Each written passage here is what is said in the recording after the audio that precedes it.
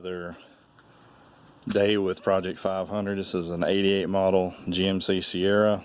The reason it's Project 500 is because I gave $500 for this truck sight unseen. Son went and looked at it, said he thought it was worth the money. Guy was actually asking $900. Talked him down to $500.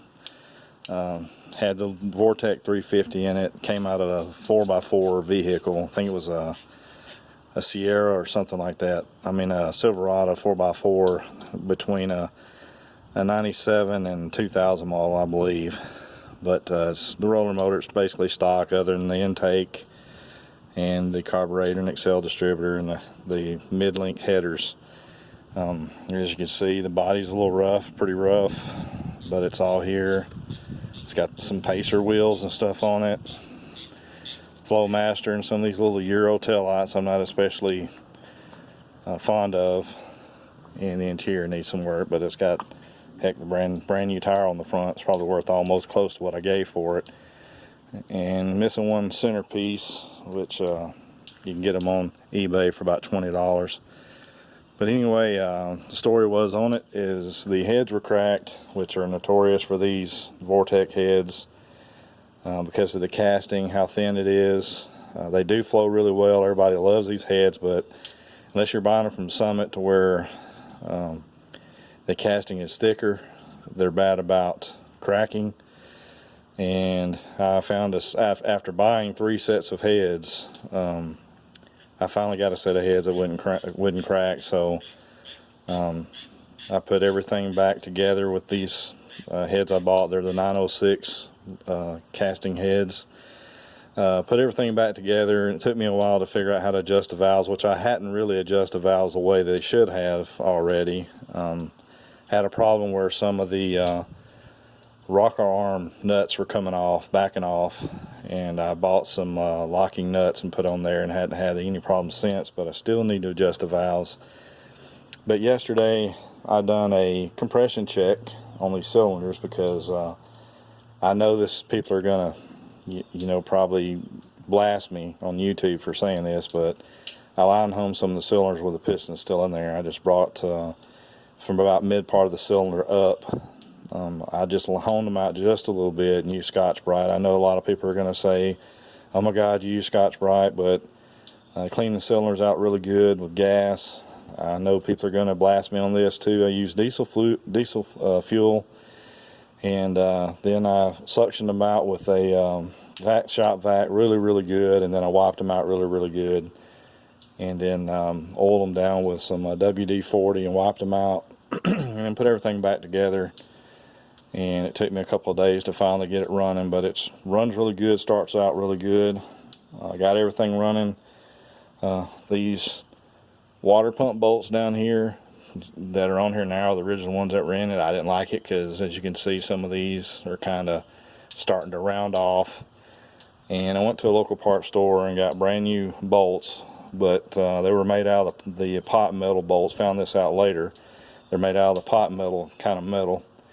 Put them on here, the truck ran for like 5 minutes and they all broke off right here in the stud. All of them broke off, and sent the fan into my radiator and ruined it, and then put a gash right here on the pulley, which is still going okay, and then put a hole in my upper radiator cover.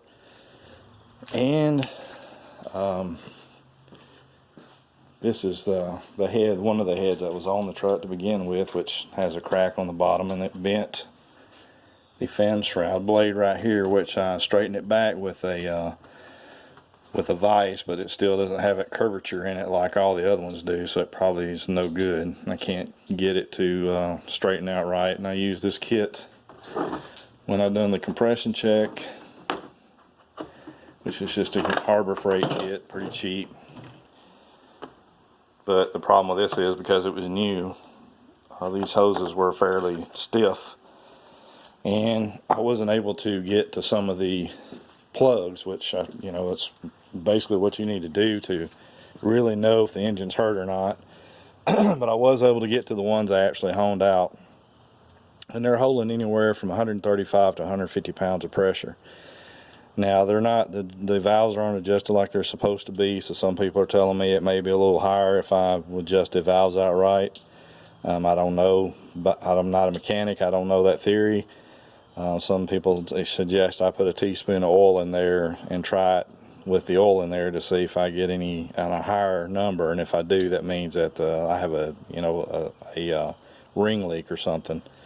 But I didn't try that. I just kind of wanted to get an idea of how strong the motor was. It doesn't smoke, but it does smell like the fuel is burning rich, at which here's one of the plugs. Actually, every one of them looked like that, maybe a little worse, because I actually doused that in gasoline and wiped it in gasoline and just dried it with my air compressor. And it kind of smells like fuel, but every single plug I pulled out looked like that. Of course, there was probably 2 days of me trying to crank this thing, and I wasn't getting fire, and it took me a while to figure out what was going on with that.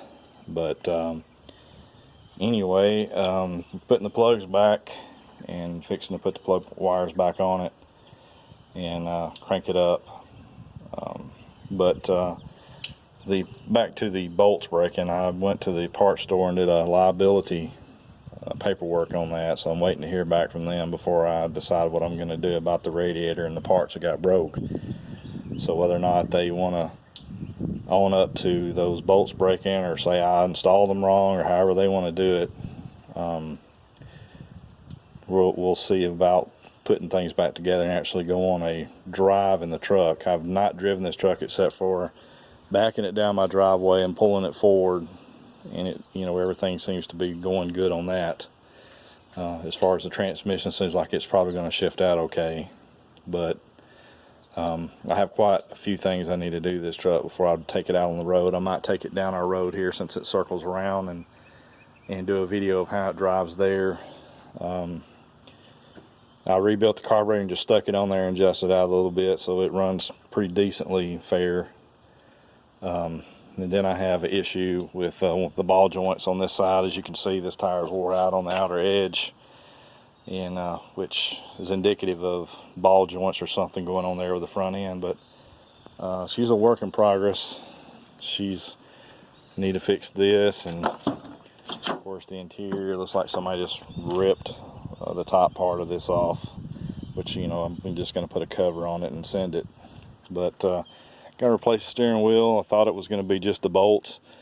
When you look back in here on the steering wheel, this aluminum in here is actually broke, so I don't know if I can fix that or just need a whole new column. Probably easier on me just put a whole new column, because I'm ADD when it goes to pulling out pins and springs and clips and all that stuff, so it'd probably be easier to me just to debow a whole new column in there, as opposed to trying to fix this one, because I believe that's busted in there, which I know it's busted and I don't think it's fixable.